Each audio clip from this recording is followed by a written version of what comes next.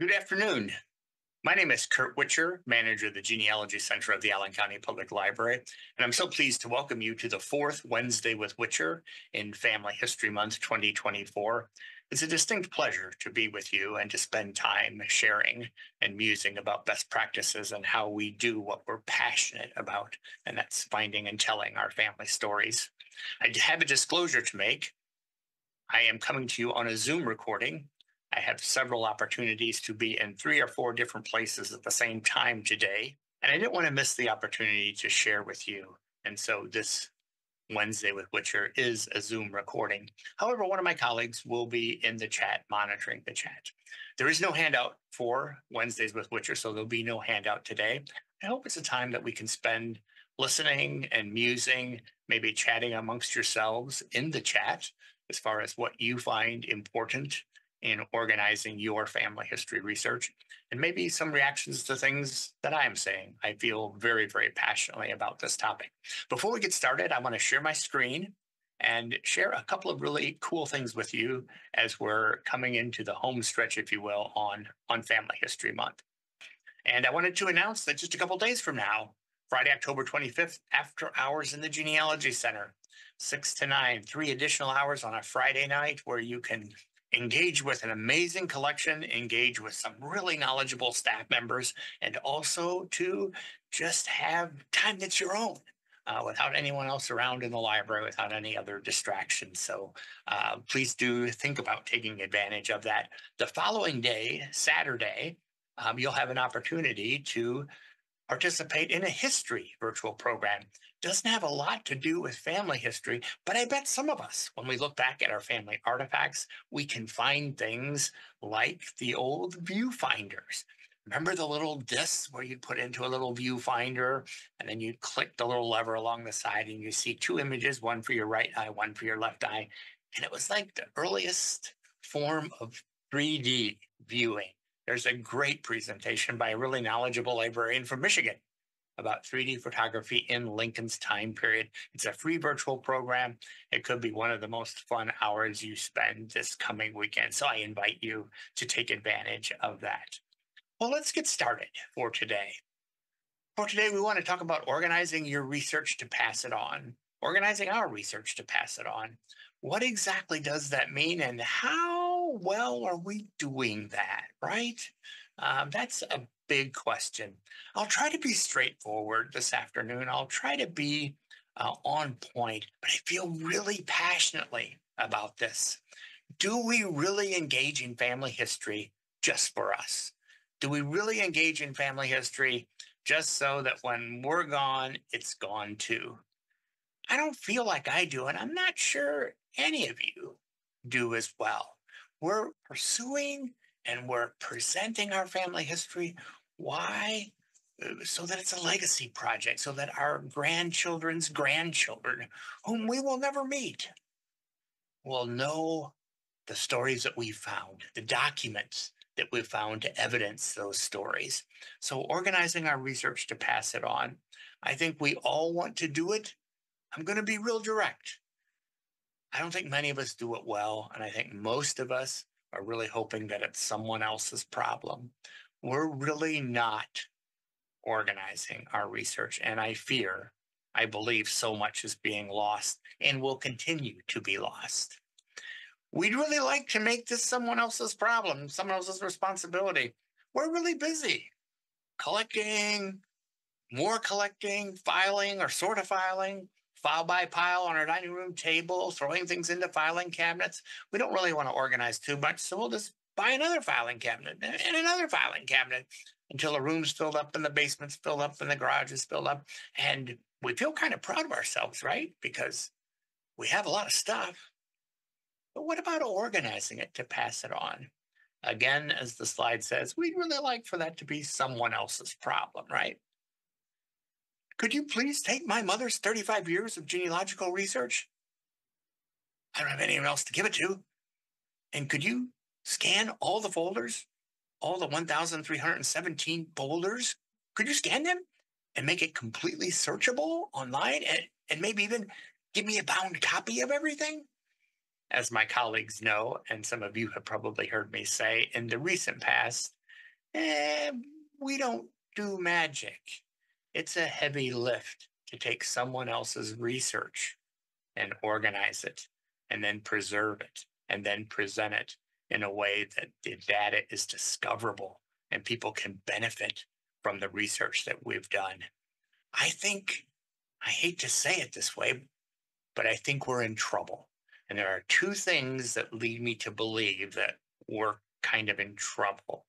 Thing number one is the tidal wave, and I use that word intentionally. The tidal wave of boxes upon truckloads upon trunkloads of materials that are donated by disinterested family members to the genealogy center. Here's my mom's, here's my great aunts, here's my fill in the blank, my uncle's papers. I don't know what to do with them. I hate to throw them away. I know they were important to him, but I don't really know what's here. I can't really make sense of it. So, I'd like to give it to you because I hear you're really great and you take care of all this kind of stuff. Well, again, we don't do magic. We do take manuscript donations, unorganized material that's given to us, if there's even the most briefest of organization. But it's going to be a long time before that's digitized and waypointed and available for people to use online and for people to use in the department. We need to do more about organizing to pass our information along. I hear this quote so often, but no one in my family wants my research. And again, I'm going to be a little direct here. Please take it with the intent that I intend, and that's just to make us wake up a little bit. No one in my family wants my research, and I'm going to answer that exclamation with a question. And who's responsible for that? Who's responsible for that? Have we really involved others? Have we shared our process? Are we sharing our process? Do we disengage our family members by talking with them about our trip, our research method? Or do we try to ignite and excite them by showing them in nice little wonderful tasty morsels our discoveries? Look what I found in my grandfather's military record. Look at this photograph that I found from a distant family member who shared it with me. Doesn't this look like Uncle Fred? Doesn't this look like your daddy? Are we really sharing our research, or are we that person that our family members really don't want to talk to at family gatherings because we get really deep in the weeds about how we're doing our research, but not too much about what we've found, making people excited. For us here in the Genealogy Center, this phrase, and it's really well organized, is almost the kiss of death. That's almost an imprimatur that means it's really not well organized. And it's really well organized means any library, any relative, any organization should take it because our grandmother, our uncle, our great grandfather, he really knew what he was doing. She really knew what she was doing. It's really well organized. If the organization that's extant, the organization that's in evidence, doesn't flow, doesn't make sense, then it's really not well organized. It may have been well organized for the person, but it's really not well organized. And we see over and over again collections coming to us under this banner of really well organized. My fill in the blank, grandmother, mother, aunt, grandfather, uncle was a really good researcher, gave lots of presentations. It's really well organized. Oh my goodness. How many times have I heard that? My colleagues and I, and how few times is that actually in evidence? I have a saying, I'm sure you've heard it before. If it looks like a duck and quacks like a duck and waddles like a duck, it's a duck, right?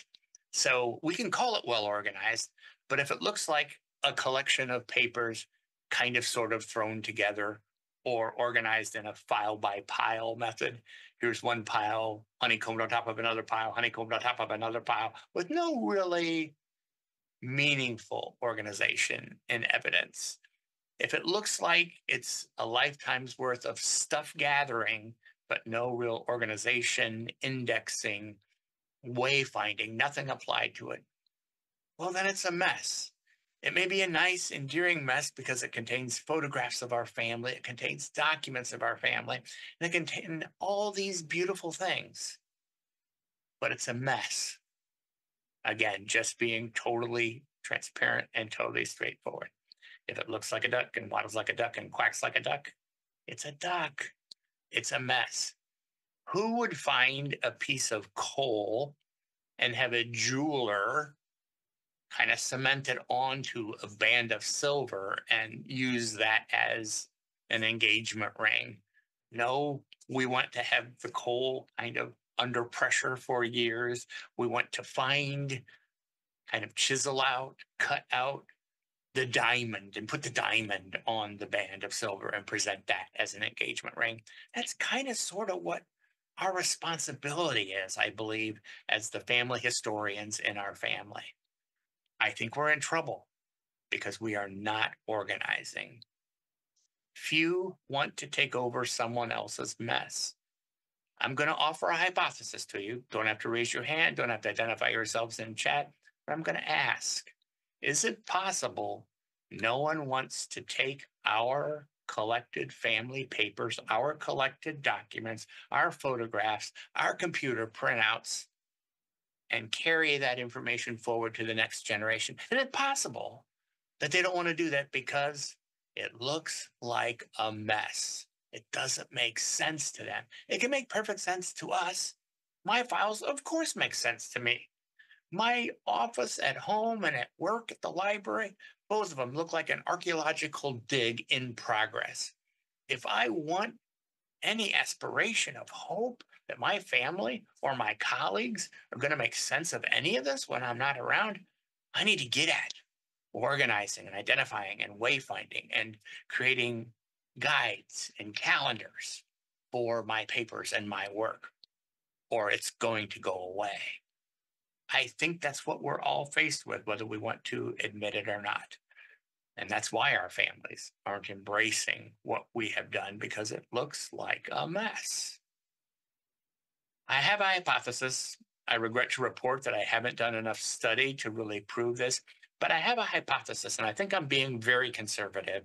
I have a hypothesis that every day, holidays, weekends, every day, all 365 days of the year, at least one big land mover dump truck worth of personal papers, family stories, documents, etc., per state go to the landfill every day of every year. One huge, massive truck, land mover truck of family papers and documents, and even Bibles and photograph albums and scrapbooks go to the landfill every single day. Why? Because no one wants to bother with it. It doesn't make sense. It's not organized.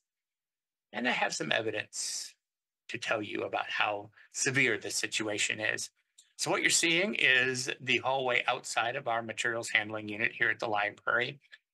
These 4 pallets of material have come to the library in the last 61 days. These 2 sections, 2 collections, these pallets here, have come in the last 3.5 weeks. That's a lot of material that's being jettisoned from families. We'll talk a little more about this. These 2 shrink wrap pallets came by air freight to the library in one day last year in 2023. It's kind of amazing, isn't it? A lot of the material, when we unpack the boxes, we try to slip pieces of paper in what came out of which box, just hoping against hope that there's maybe some organization to how things were packed, and maybe we'll be able to figure out, okay, box 9 and box 10, that's sort of the Leclerc family and the Rammelsbacher family because they intermarried. But wait, here's 3 or 4 sections that don't match. And then we go to box number 12, and it has some different things than box number 14. We do our best to try to keep things in order, But when there is no order, it's pointless to try to impose order that doesn't exist. We get a lot of boxes where we're unpacking. There's no packing slip. There's no identification on the outside of the box. There's nothing that goes along with this material that was sent to us because it's really well organized. And our fill in the blank family member has been working on this for decades. And please know, I'm not at all poking fun of that. I'm actually trying to get us to reverence that work that our family members have done, that our immediate ancestors have done. We need to reverence that work by really taking responsibility for organizing it. We get things in moist and meaty dog food boxes. Well, about as much attention is given to packing the material in the boxes as putting the material together. We get binders, 2-3 inch binders, as you see on the slide there, with just a little brief title on the outside of the binder. And as you might be able to see, it's kind of the same title on all the binders. Moist and meaty, yes, exactly where our family history belongs. We get material in duffel bags. There's a lot of organization in there. Even if we knew kind of sort of from spending a couple of hours looking at every page and every photograph and every disc that might be in there, it'd still be a struggle, a bit of a challenge to put it all together. We have received material in Do It Best lawn and leaf refuse bags. No, I'm not joking. This is the top shot looking down into the bag. And yeah, there are some binders and some red portfolios filled with meaningful historical documents. Not well organized. We need to take a look at how we do what we do, right? I think it's really important. And I think the best time to start is yesterday. So there's like no time to waste, right? So the best time to start is yesterday. What we do as genealogists, as family historians, we do this so well. We're hunters and gatherers, right? We are on the quest to document, fill in the blank. It can be to document our entire grandfather, paternal grandfather's story, or maternal great grandfather's story. We're on the hunt to find those documents and to gather them up. We are, in the best and most precise definition, we are hunters and gatherers. We hunt like crazy and we gather, again, I'm going to use the technical term, stuff. We gather stuff together. And then we feel pretty satisfied because we've been on our own personal hunt. We know what processes we went through to find the document. And in most instances, I'm not going to say all, but in most instances, we have a fairly good idea about what's on those documents.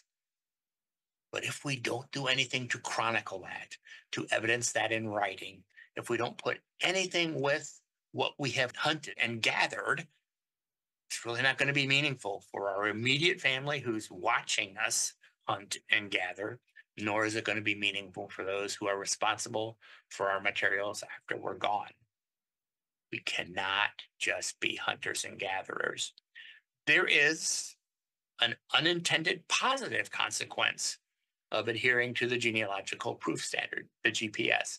I know some people tire of hearing that, of what they will tell me. Gosh, Curt, quit beating me around the head and shoulders with the GPS. I got it. Well, I do it because we may get it, we may know it, we may intellectually internalize it, but we don't internalize it in practice, right? And I know we don't because we're not following the fifth point of the 5 points of the GPS. What is the fifth point? It's right on your screen. The conclusion has been soundly reasoned, and we'll all say that because that's what we do. And coherently written. So many times I've heard it literally a half a decade before COVID, through COVID, and into the present moment. I've heard people lament that we as family historians, we as those who are looking for our family stories, we don't spend even a fraction of the time we should spend writing up our research. People have said for generations, when you go on a research trip, when you binge on Facebook, finding all kinds of information, when you connect with family members on social and get all these tips, we just gather them again. We've hunted, we've gathered. We don't write up what we've found. We will even go and take our digital recorders and interview family members, distant and near, and then we'll make sure there's a digital copy, we hope parked in a couple different places. But we won't summarize what we heard. We won't transcribe that tape. The fifth point of the genealogical proof standard, we need to bring this to the fore. We need to bring this to the top in organizing our research to pass it on. We need to write about it. And I have some kind of cool examples to share with you that have just come in to the Genealogy Center within the last several weeks, which is really kind of encouraging. So coherently written. That doesn't mean we have to write War and Peace for every single line of our family. I think the KISS approach is appropriate. Keep it simple. And simple means clear and straightforward. Don't wind around. Don't make a whole lot of hypotheses. Talk about what you found. What does this mean? And how does this fit into your other research? It's not who can write the longest narrative. It should be about how can I write the best narrative? Crisp, clear, concise, straightforward. So when someone takes a look at this file drawer of folders, what's in here? Well, in here are the documents that evidence this particular family group or this particular family line. Be clear, be straightforward. But write. Describe what it is you have collected. Describe what it is you are preserving.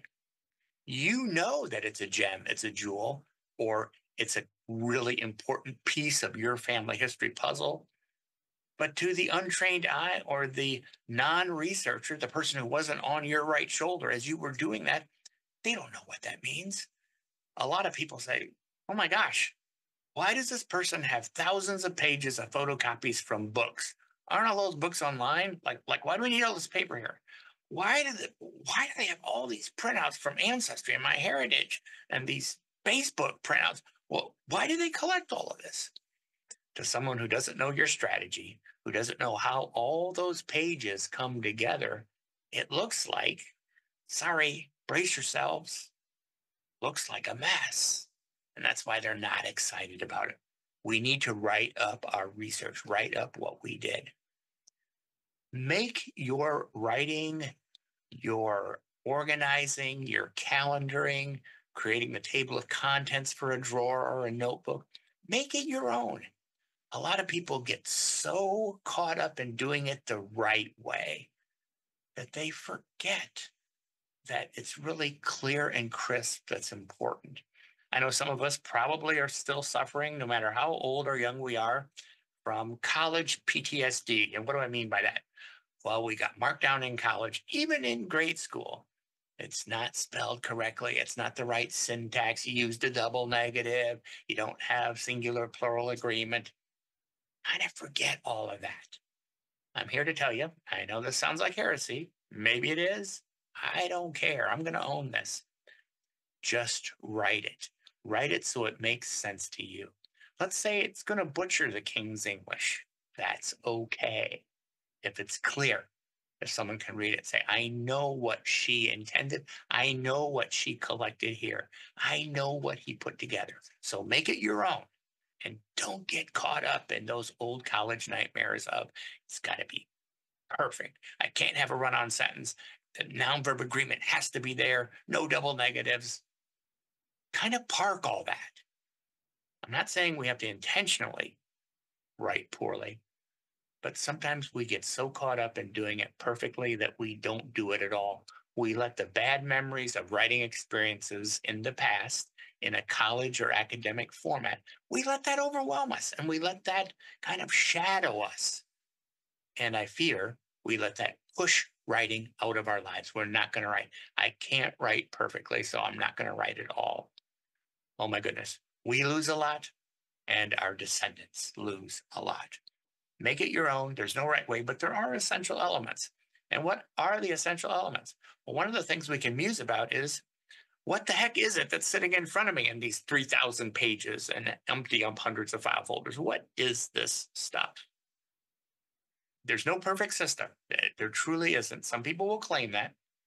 There isn't a perfect system, so don't look for it. Don't waste your time worrying about it. Don't let it intimidate you. Don't let perfection get in the way of progress. Many of you have heard me say that innumerable times in the past, and I'll continue to say that. Don't let perfection get in the way of progress. Your words about your research, about your experiences, about your thought processes, that's what's important. Capture those, write those, your words, your experiences, your process. This is the 21st century. I know that isn't a newsflash for any of us, but I like to say that with an exclamation point on it. We can participate in digitizing our material, right? Digital must be a part of our organization, a part of your solution. It has to be. We need to be scanning things and appropriately including README documents in a folder of scanned images, in a folder of photographs, so that you are telling people when you open up this folder, the Gremmel Spocker folder that you may find in Curt Witcher's legacy file folders, when you open that up electronically, here's a README document that tells you maybe where the photographs came from, how they're named, what the organization is, something about that family. So you can say, this isn't just a set of random images. This is for this family line, and this how it plugs into the Gogol family, which plugs into the Witcher family. Those are the kind of things. Again, doesn't need to be postgraduate thesis English. It just needs to be clear.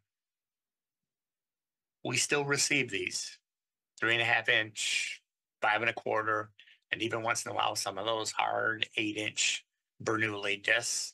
And we still receive electronic files with really, really unique file names. Image underscore 1189, image score underscore 1190, down to image underscore 1201. What does that mean? Who's there under IMG and a number?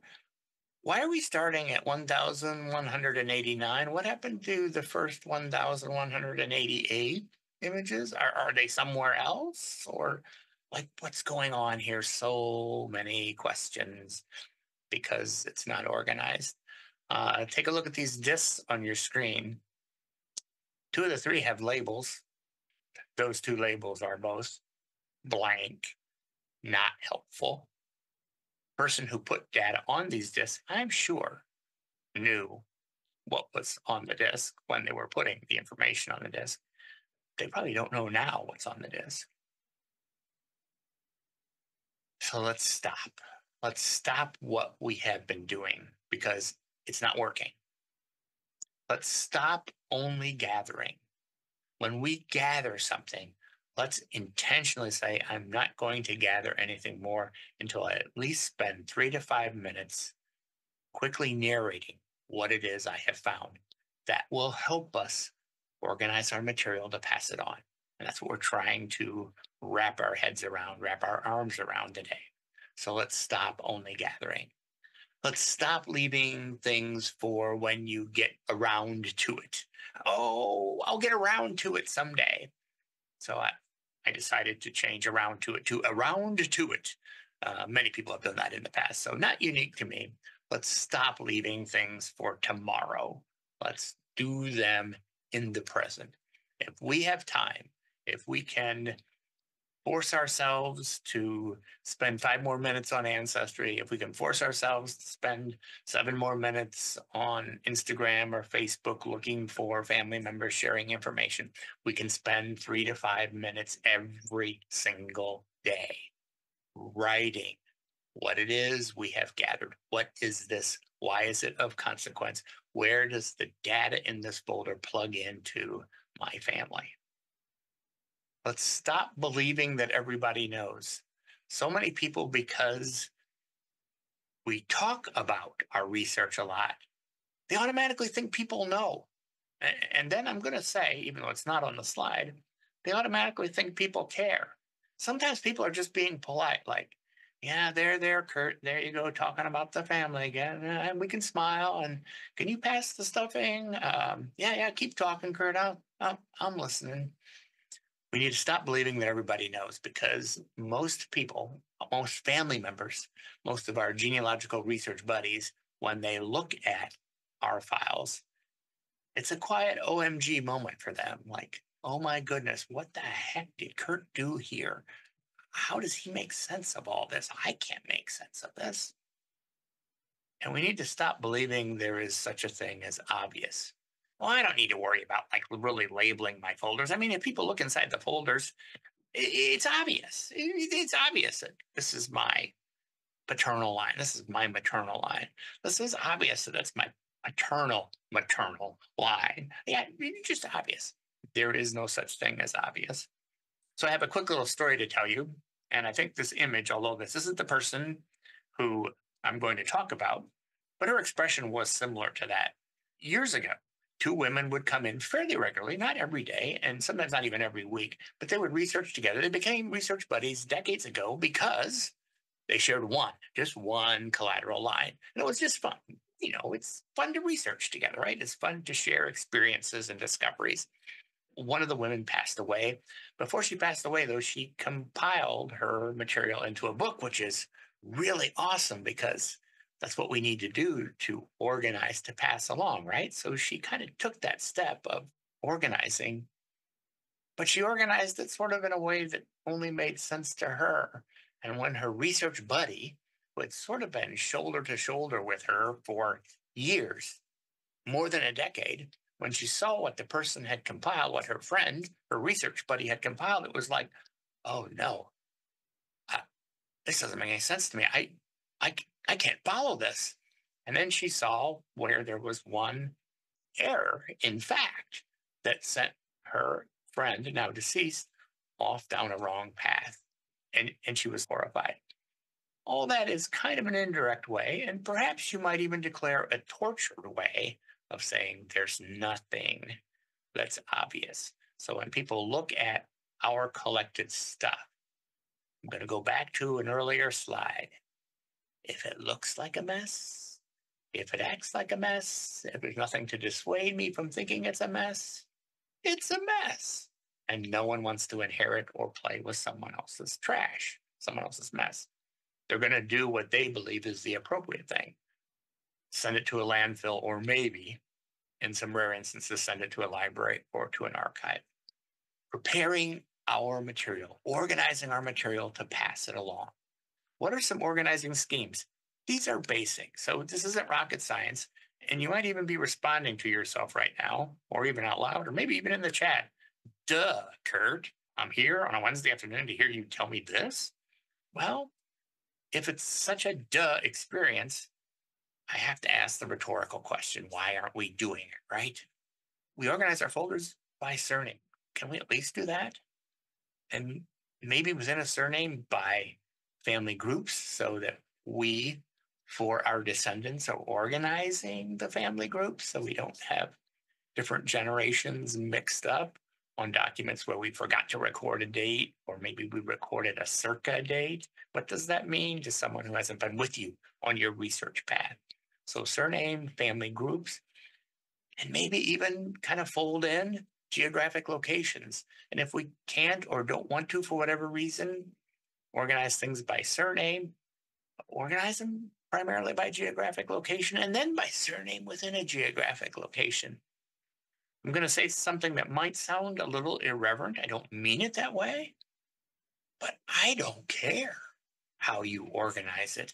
I'm just pleading with you to organize it in some fashion so that you just don't have a group of papers. It's interesting when I look over people's research, when they bring it into the department, they're asking for a consultation or they're looking at, some books and I'm helping them use something. I'm just glancing over at their notebook and I see the little dividers in the notebook and there's a clear divider for, let's just pick Smith family. And they're flipping through the pages. And in the Smith family section, there's highlighted Eichel family, there's highlighted Lupkin family. And just because I'm intellectually curious, I automatically wonder to myself, so it's in the Smith section. How does the Eichel family and the Lumpkin family, they must intermarry somehow, but not clear to me exactly how. Won't beat this point too much, but choose an organizing scheme. It doesn't have to be complicated. It can be really, really simple. And then on top of that organizing scheme, always remember that chronological is not bad either, chronologically or generationally. So pick those three things and then try to kind of put some generational context to it. I always encourage people to use a genealogical data management program, Family Tree Maker, Roots Magic. I know a lot of individuals like to put their trees online at Ancestry or at Family Search. That's great. Make sure that it's backed up. Make sure you have copies and access to it. I can't say that enough, and there'll be a slide coming up about how lots of copies keeps stuff safe, right? But why not engage a genealogical data management program just for the fun of it? Create a key or a document explaining your scheme or your system. And I have some examples to share with you. If you've gathered things together and you believe that it's organized, maybe you're even proud of that organization. Well, if you're proud of it, that's awesome. Articulate it, explain it, document your scheme so that someone else can pick it up and say, now I got it. Now I know how all of this is put together, right? Really, really consequential. Harkening back to one of those early slides in this presentation, this is one of the two sets that have come in the last month to 5 weeks. This one looks like a whole lot like, oh my goodness, how are we ever going to wrap our arms around this? But the neat thing about this, and you can see some of it, every single box is labeled. Hooray! That's a big step forward for most of the things that we get. It's really distinctive with this collection. Every box is labeled. That is wonderful for libraries and archives. And if this was going to land in someone's garage or attic or their personal genealogical library, if they had room enough for it, they would benefit from that. They would appreciate that as well. Then the donor also provided us with ancestor charts for both sides of this family. So the donor, this is on the left-hand side, the maternal side, on the right-hand side, the paternal side. And these are all of the individuals for whom there is documentation in those 2 pallets worth of boxes. That the boxes are labeled, that they have surnames on them and other details, and that we have an ancestor chart. And again, you might be scratching your head and saying, gosh, this isn't very sophisticated, Curt. It's just an ancestor chart. I know, right? So why isn't this with every single box of donations that come to the Genealogy Center or that are shared amongst relatives or that someone leaves upon their demise in their study, hoping that someone will pick up the torch and carry on the marvelous hunt for the family stories? Why isn't this? This is not ubiquitous. This is so simple, so straightforward, and yet it is something that is missing in most donations. High percentage, higher than 75% of the donations don't have an ancestor chart as sort of a roadmap. Like, hey, yeah, I know, could have done a better job at labeling the folders and packing these and organizing these, but here's the roadmap. These are the peeps that are documented in these boxes. I mean, just that would help our descendants appreciate more and understand more. Just looking at an ancestor chart, they could see a place, they could see a date. A date could trigger something else in their mind that they learned in school or read about or watched a PBS show on. And they might say, I want to look at that person because it looks like they're a Civil War veteran. I want to look at that person because it looks like they lived through a depression. You'd be amazed. Something this simple. So about the same time, we received 14 boxes, archival boxes with archival folders. Some archivists and librarians would just be kind of over the moon because someone took the time and the effort to put the material in the right container. That's really nice and that's laudable. I'm going to espouse another piece of heresy as a genealogy librarian, as an archivist who cares about family stories. I can take care of putting just about anything in an archivally sound container. What I can't do is recreate your research process. What I can't do is look through 5 to 10,000 pieces of paper and maybe 10,000 images and documents on a USB drive and make sense of it without a wayfinder, without an index, without a table of contents, without some kind of calendar listing what's in here. I could do this. I can do this. I can even I can get grade schoolers on a service project or just a fun day out of school to do this. What I can't do is recreate how these families fit together very easily. I can spend hundreds of hours on 14 boxes of folders and probably come pretty close to recreating that. But most libraries and archives and most family members don't want to or don't have hundreds of hours to spend. But a blessing with these 14 boxes of archivally packed material came a USB drive. And a USB drive came with a paper document, which I didn't scan for you. But here's 13 folders. And then there's a Word document and a PDF of that same Word document at the bottom. What this person did, I wish everyone would do. This person, one, created a 191-page document identifying with a brief biographical sketch every single person in this Gray family manuscript. Persons identified in the Gray family papers, page after page after page, 191 pages. Now, I'm not setting that as a bar for you. I'm just saying, oh my goodness. Do I want this as a part of my family if I was a Gray family? You betcha I do.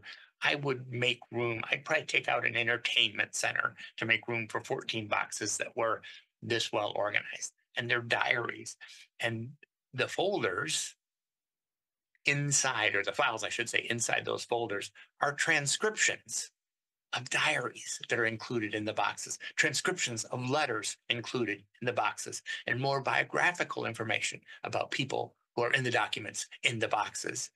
This is a godsend. This is manna from heaven. This is what archivists and librarians almost never see. And I would dare say this is what genealogists typically don't give to their family members either.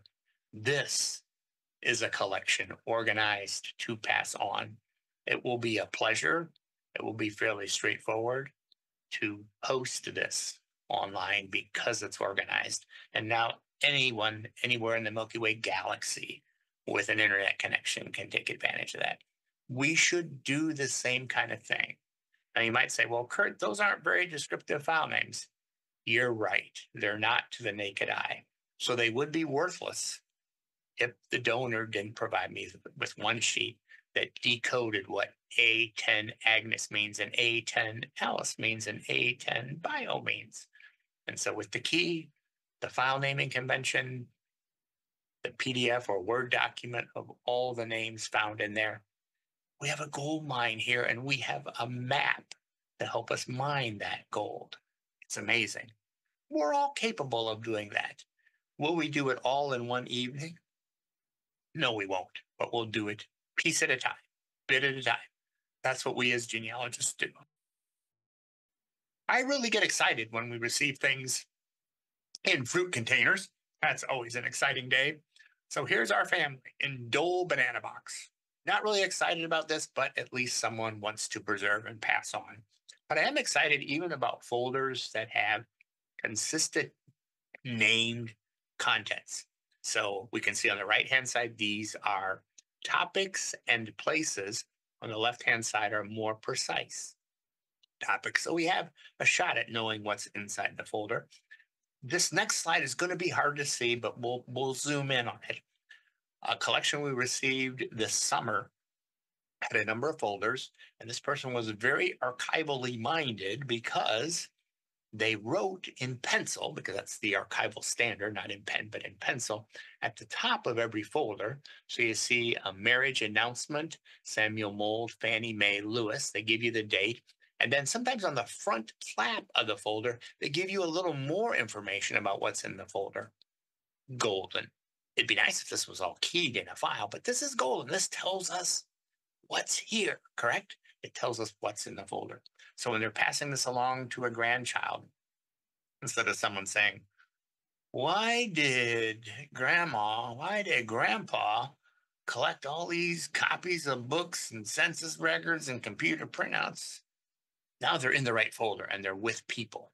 And maybe there'll be an ancestor chart around to kind of piece the puzzle together for us. We do get some donations that are in binders. Well, we get a lot that are in binders, but some we get in binders that actually have meaningful contents notes on the front of the binder or on the spine of the binder in this case. So zooming in a little bit, these particular binders are the Charles Charlie Henry Goodman's Heritage Immigrant Early Ancestors file. That's a mouthful. But notice each notebook has highlighted which families are in that particular notebook. So again, we have context. We have surname context of what's in there. We got 25 notebooks on the Snoffer family, but inside the front flap of every single notebook were all the various families in that particular notebook. So notebook 2, all these particular families. Notebook 13, notebook 25. Some effort, some time has been given to organizing this material. So now it's not a bunch of stuff. It's binders of organized family groups, and we can see what those family groups are. So we just need to commit to beginning, right? Longest journey starts with a single step. We need to keep that in mind. Most of us have been doing genealogy for a few days, read decades. And we think, oh my gosh, how am I going to make sense out of all this? Rome wasn't built in a day. And again, this Chinese proverb, or it's attributed as a Chinese proverb, the longest journey begins with a single step. Just take that single step.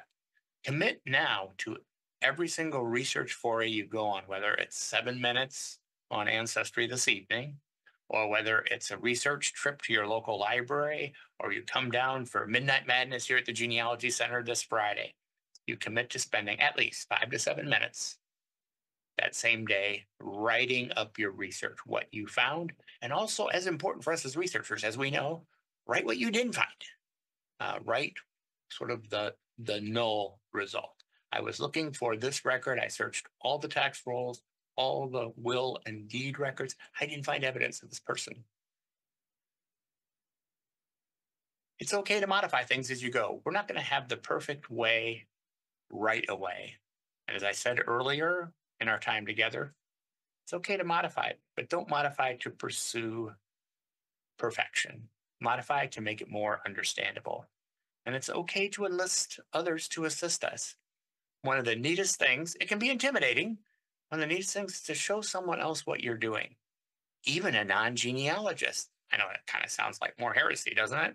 But sometimes someone who's just good at organizing, maybe someone who's just good, an engineer, a mathematician, a child or grandchild who really hasn't done or been with you on your genealogical journey might say, Dad, did you ever think about this? Or wouldn't it make more sense if you did that? Now, I know sometimes it could be painful for us to hear that because we may have put a lot of time and energy into organizing it, but weigh it.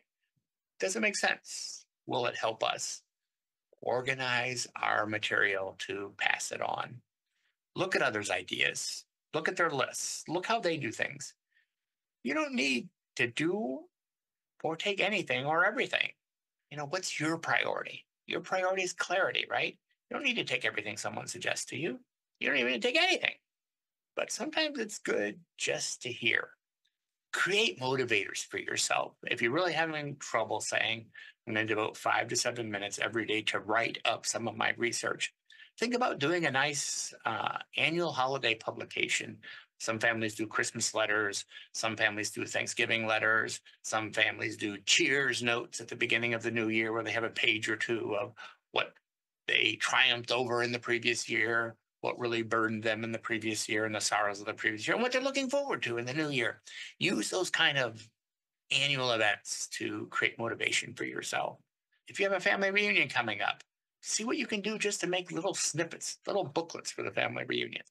Maybe you and a couple cousins, a couple sibs, just a couple people in your family research group or in your local genealogical society, just quarterly update yourselves. Like, hey, how you doing on that? How's it going for you? let me share with you an idea I've had, and you can share with me one of your ideas. We don't have to be alone in organizing our material to pass it on. If we're really serious about passing it on, and we're coming to the end of our time here, but if we're really serious about passing things on, we need to intentionally designate who is going to get your stuff and then tell them. We can designate, but if they don't know, nobody likes a 14-box surprise or a pallet's worth of material surprise.